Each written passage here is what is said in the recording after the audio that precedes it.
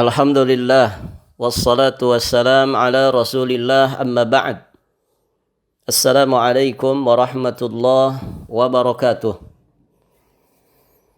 Ayyuhal ahbabul kiram, a'izzai wa ahibbai, rahimani wa rahimakumullahu jami'an.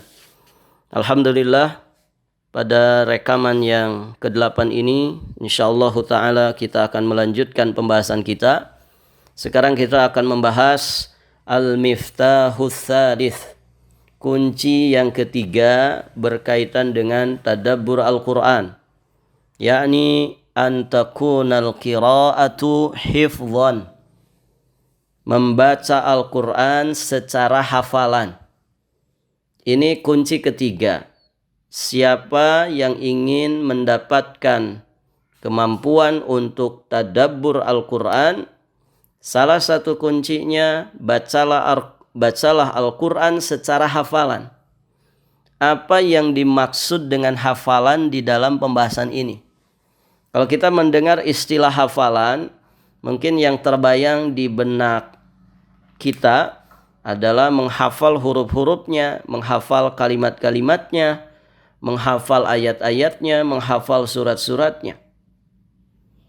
Namun yang menjadi inti pembahasan kita di kunci yang ketiga ini, yang dimaksud hafalan di sini bukan semata hanya menghafal lafaz-lafaznya, kalimat-kalimatnya, ayat-ayatnya atau surat-suratnya saja. Kenapa demikian? Li'anna hifdzal alfadz wasilah wa laisa ghayah. Karena menghafal lafaz-lafaz Al-Quran saja itu sesungguhnya wasilah saja, bukan tujuan utama.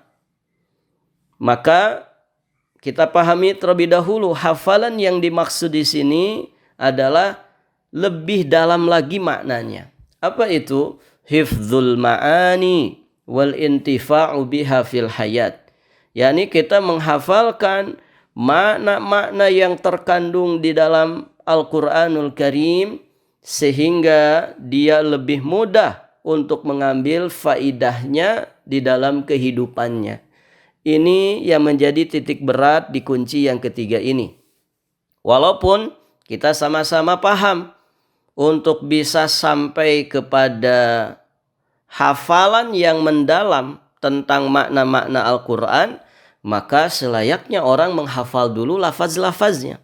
Jadilah seorang yang hafizul Quran. Demikian. Taib.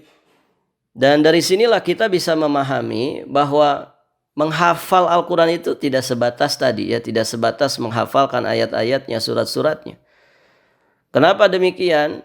Kita jangan membatasi hafalan itu hanya sebatas pada hafalan lafaznya saja, karena al-iktisar ala hifdzil alfaz fahuwa qusurun fi haqqil Qur'anil azim.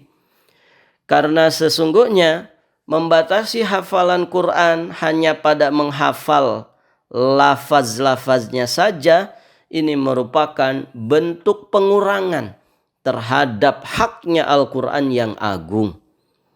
Ditambah lagi, wa huwa inhirafun anis siratil mustaqim fi riayat wal intifa' bihi fil hayatid dunya wal akhirah. Ditambah lagi, membatasi hafalan Quran hanya pada lafaz-lafaznya saja, sesungguhnya ini merupakan penyimpangan dari jalan yang lurus dalam hal menjaga Al-Quran dan menerapkannya dalam kehidupan dunia serta akhirat. Demikian, ikhwati fiddin wa akhawat fillah rahimani wa rahimakumullah. Jadi ini yang mesti diperhatikan di kunci yang ketiga, bahwa hafalan di sini, membaca Al-Quran dari hafalan, tidak hanya hafal ayat-ayatnya, surat-suratnya, lafaz-lafaznya, tapi lebih dalam dari itu, menghafalkan makna-makna yang terkandung di dalam ayat-ayat Al-Quran. Taib. Pembahasan berikutnya, al-alaqah bainal hifzi wa tadabbur. Apa kaitannya hafalan dengan tadabbur? Kenapa kita mesti hafal untuk bisa tadabbur? Taib. Untuk menjawab pertanyaan ini, untuk menjawab permasalahan ini, kita mesti memahami dulu satu penjelasan. Ini penjelasan ini mohon diperhatikan dulu. Dikatakan bahwasannya anna ilaja ayyi mushkilatin lahu salasu suwar. Bahwa dalam urusan memecahkan atau menyelesaikan masalah apapun, maka ada 3 gambaran. Jadi kita kalau bicara tentang memecahkan masalah dalam masalah apapun, maka setidak-tidaknya ada 3 model, ada 3 gambaran. Yang pertama, al-mu'alajatu dhihniyah al-mujarradah asy-syafahiyah min ghairi tahririn wala tartibin lil hulul. Gambaran yang pertama di dalam masalah menyelesaikan permasalahan, yakni pemecahan masalah hanya dengan pemikiran spontan dan hanya dengan ucapan saja, tanpa ditulis, tanpa disusun untuk menyelesaikannya. Jadi orang itu ketika memecahkan masalah ada yang spontan saja, dengan pemikiran yang spontan, dengan ucapan lisan saja, tanpa ditulis, tanpa disusun. Thayyib. Yang kedua, model di dalam menyelesaikan masalah itu mu'alajah al-maktubah al-muharrarah murattabah. Yakni pemecahan masalah dengan cara ditulis dan disusun rapi. Ditulis dan disusun rapi. Ada satu masalah, satu problem, kemudian dipecahkan, diselesaikan dengan tulisan yang disusun rapi, ditartibkan, ditahrir, dirapihkan untuk menyelesaikan masalah. Baik.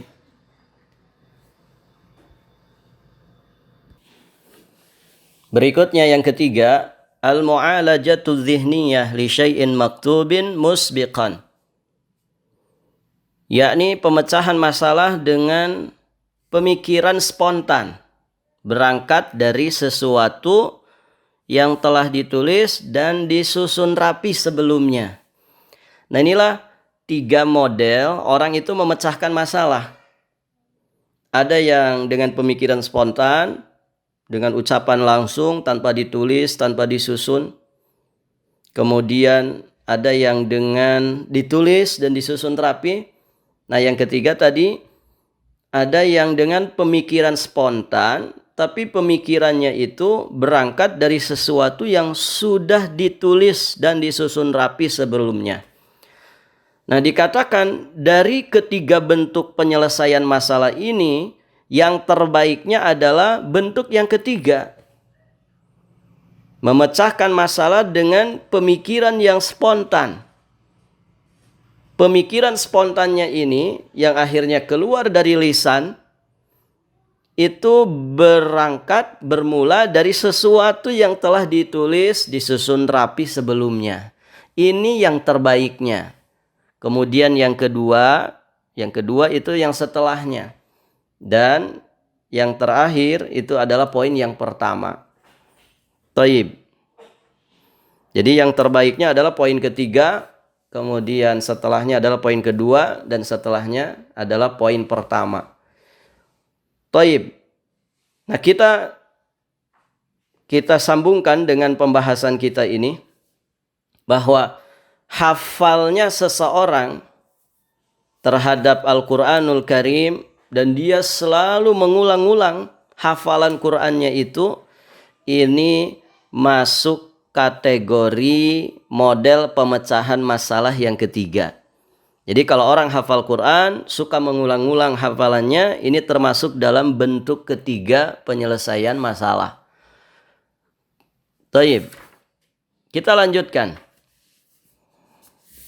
Nah, di sini syahid atau poin dalam pembahasan kita, apa kaitannya hafalan dengan tadabbur Al-Quran? Perhatikanlah. Ikhwati fiddin wa akhwat fillah rahimani wa rahimakumullah. Manusia itu dalam perjalanan hidupnya pasti akan berhadapan dengan beragam macam masalah. Tidak ada ya orangnya di dunia ini yang tanpa masalah. Semua pasti akan menghadapi masalah, menghadapi ujian. Yang tentunya masalah-masalah kehidupan ini perlu dipecahkan dan diselesaikan. Taib.